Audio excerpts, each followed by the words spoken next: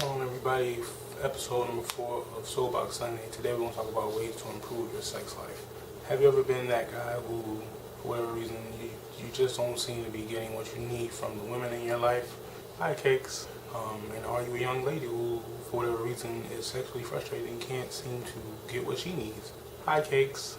Well, today is what we're going to talk about. Hi, Cakes. I thought I was going to do that. She thought I was playing. Let's get it going. Open the door, let me in. Teach your song, preach your sins. Turn the cheek, let it slide. Give me 5 on the black hand side. The black hand side. Oh, black hand side. Black. First tip, number 1, very important, is to be clean. And that's really two ways I mean that. You need to make sure you know your status. You need to make sure that everything is in working order, if you know what I mean. And of course, once you get tested, the best thing to do, of course, is to stay clean, to stay on top of your status and all that good stuff. Every 3 months, make sure you get tested, and use protection. And, you know, if you're not in a relationship with a committed partner that you trust, of course, then yeah, you definitely need to make sure that you're using protection each and every time. Secondly, wash your nutsack. It's really that important. Don't go shoving your balls in somebody's face and your nuts don't smell good. That's not a good look. If you want to know why every time you come home from the gym you try and get a little brain or something and your girl doesn't want to do it, it's because you smell. Make sure your breath is together. Make sure your fingernails are clean. Make sure they're cut and trimmed. You don't want to go attacking some young girl's vagina with your fingernails, slicing her up like you Wolverine or something. You know, take 5 minutes and get your nails together, man. Not that hard.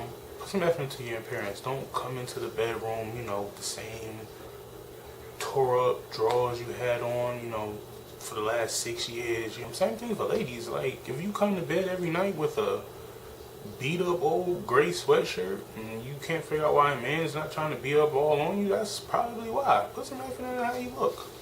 Tip number 2, be open-minded. And to me, this is probably one of the more important ones.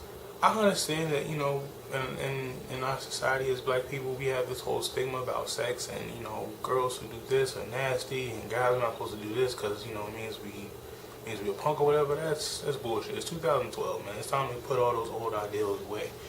Stop saying I don't do that and start saying, I'll try it. You might like it.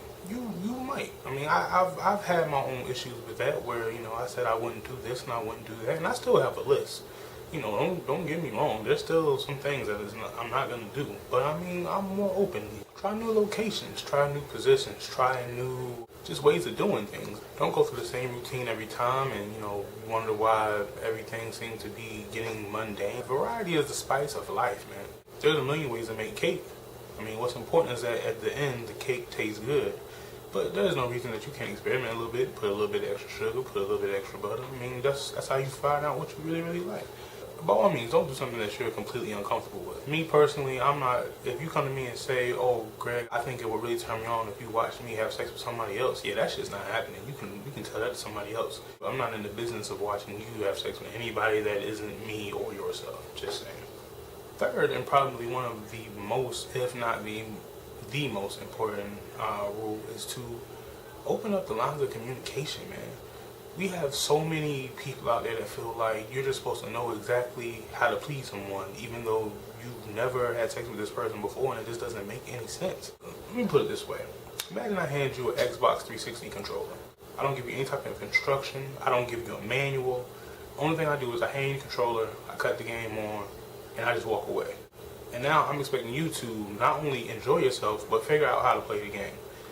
Imagine how weird that would be. So sure, you might figure it out eventually. You might even have some fun doing it. But think about the time that could have been saved if I would have just told you how to play the game from the beginning.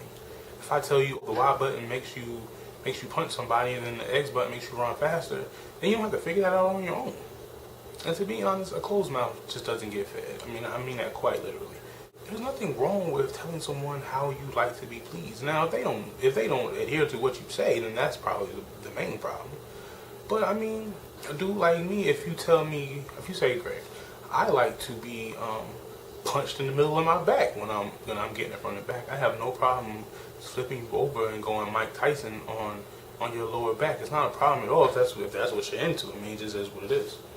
If you like to have your ass tickled by somebody, then open that up and say it. You're saying something like, well, you know, Dave used to tickle my ass perfectly. Why can't Jerome do it? If Jerome doesn't know, then Jerome might not do that. If no other women that Jerome's been with like their ass tickled, he probably has no idea how to do it. And communicate that the best way you know how. You know, everything doesn't have to be a serious conversation. You know, you can send a sexy text message. You can send a video and say, hey, babe, let's try this. Do a PowerPoint presentation. I mean, whatever really works for you. That's really what's most important. You have to figure out a way to communicate that and communicate it effectively.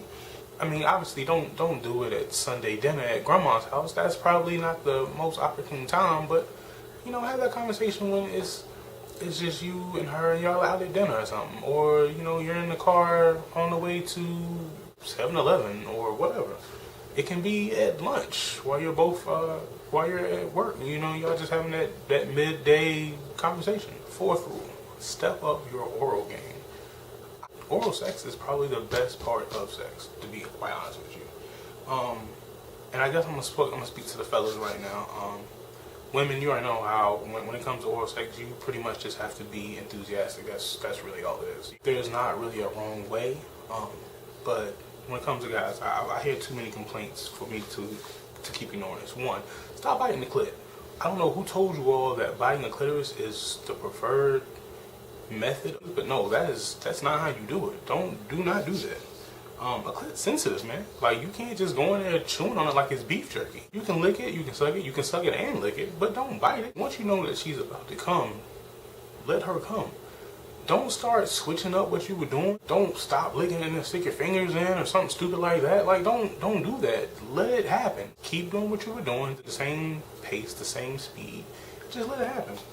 I mean, don't be scared to get your face messy. Like, I mean, that's what you're supposed to do.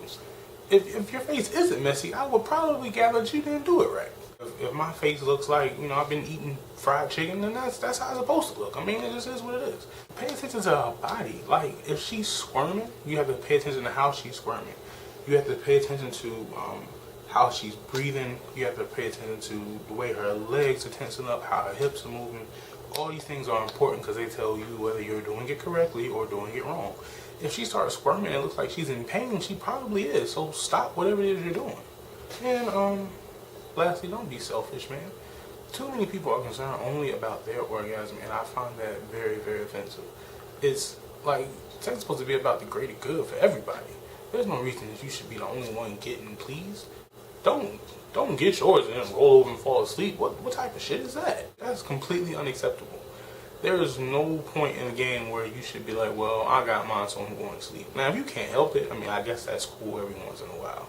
I didn't put a few people to sleep, and had a few people put me to sleep. I know how that goes, but I'm just saying, there's no reason at all you should get yours and then go to sleep, and your partner's looking at you like, wait, that's it? That's really how you're gonna leave it?